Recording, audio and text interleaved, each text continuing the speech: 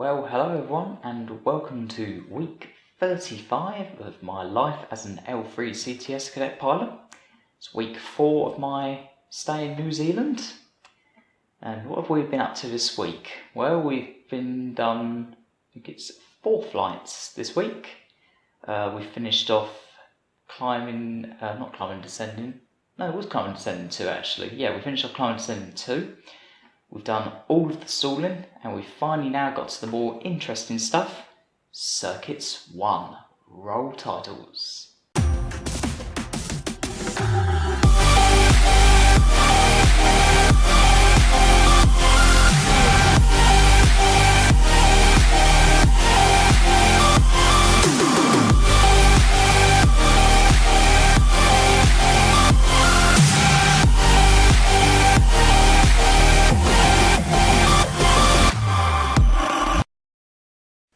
So what do those 4 lessons entail? So we started off this week with climbing and descending 2, but because for me that wasn't really an issue in the first one, we decided to combine it with a bit of a mini circuit session.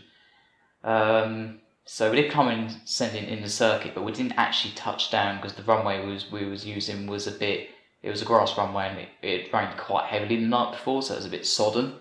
So what we did was we did approaches down to about 200-300 feet. So basically we did circuits and go around every single time. So that's a good way of practicing climbing and descending, and it also got me used to the circuit procedures here at CTC. Sorry, L3 now. So that was that. Trying to remember what the name of the airfield was. Well, I can look it up actually.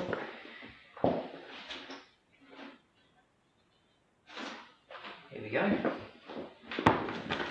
Local map of New Zealand, Hamilton area. This is the 1 in 250,000 scale map, and the airfield I was doing climbing and descending in was Te High.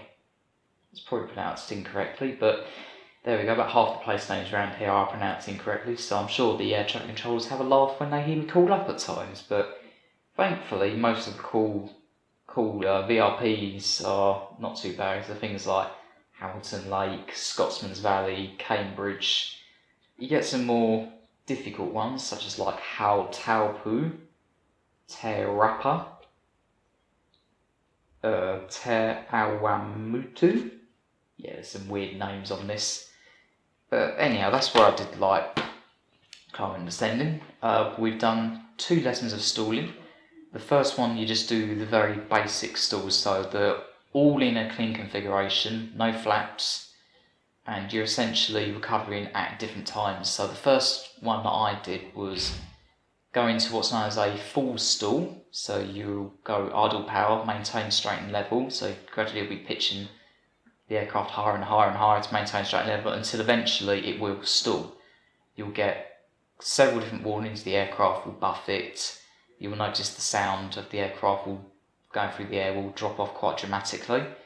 You also get 2 stages of the stall warning system. You'll get it's quite a high pitch, like whistling noise. It's very distinct, you cannot miss it. I like to describe it as like a screaming or strangling a cat kind of noise. Not that I've ever done that, it's just what it sounds like in my opinion. And the first one that comes in, it's quite loud, and then when you get to really near the stall, it will get really loud. It's very distinct. It goes into the second phase of the stall warning. And then finally you will actually stall, and you'll feel the aircraft start to sink. And at that point you're stalled, and you shouldn't use your ailerons.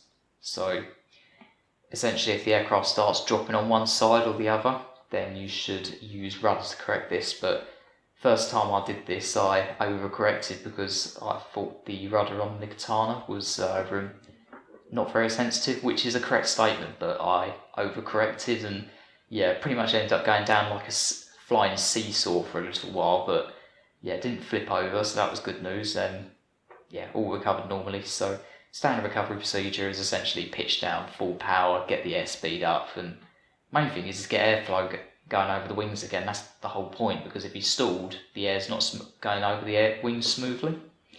So that's pretty much stalling 1. Obviously, you do the full stall, and then you'll do different ones where you recover at different stages. So in you recover at the first sign of a stall, incipient symptoms.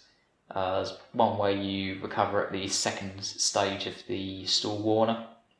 Once again, I had a bit of extra time, so one of the things I did was I did a couple of extra full stalls, and that enabled me to get used to the rudder a bit more in the aircraft, so I feel like I've got more used to that now. The third lesson for this week is Stalling 2, and that essentially covers all of the stalling situations that you could encounter whilst in the circuit. So you'll be covering the different configurations. The first one, you'll be covering the takeoff/approach flap configuration. Again, you'll be covering, won't be doing any full stalls in these configurations. You go into just the incipient symptoms.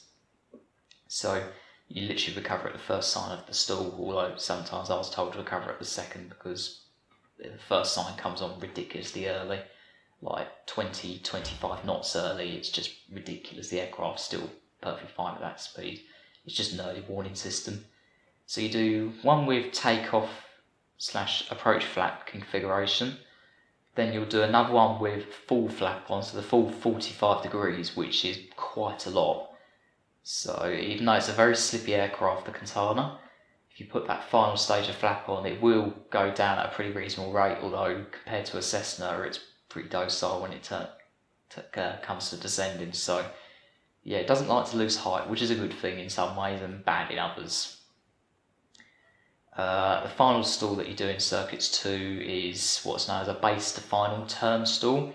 It's simulating that you're lining up with the runway, you're turning onto final, and then you suddenly realise, oh dear, I've overcooked it, I need to get back onto final.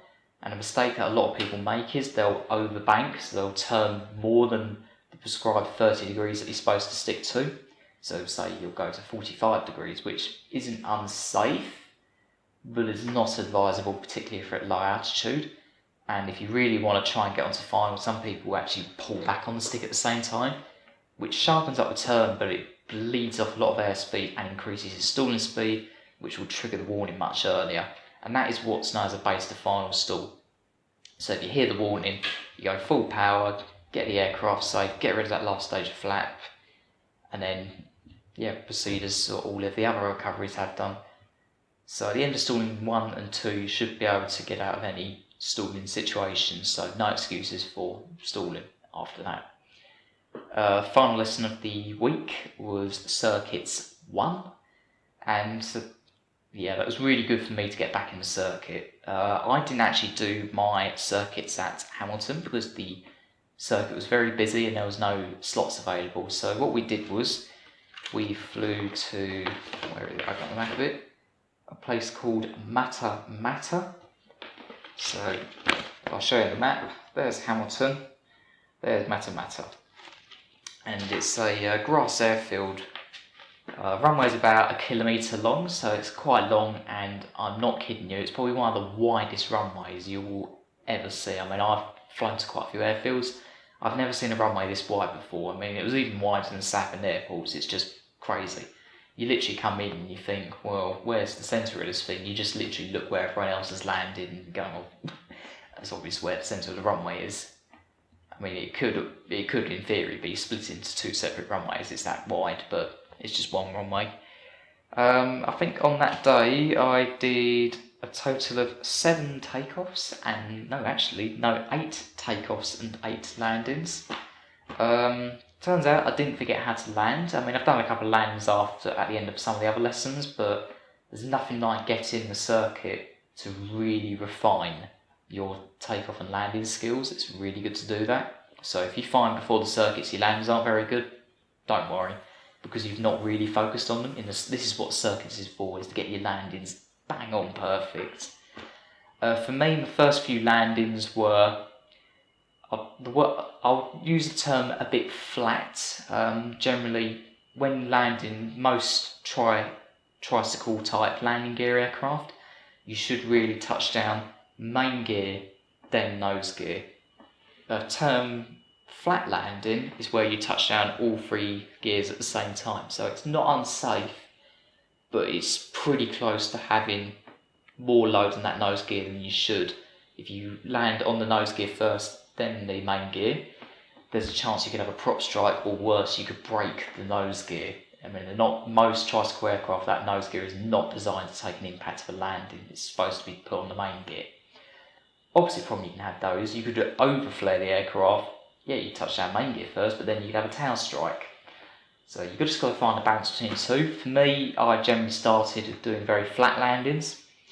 I think about the first 5 landings I did were generally a bit on the flat side. It was when I got to about the 6th, 7th and 8th ones, I was really starting to either be near perfect or perfect. I think the 7th landing was perfect. It couldn't have been any better. So that's good. I can still know how to do perfect landings, so that's good news. So that's circuits 1 all done.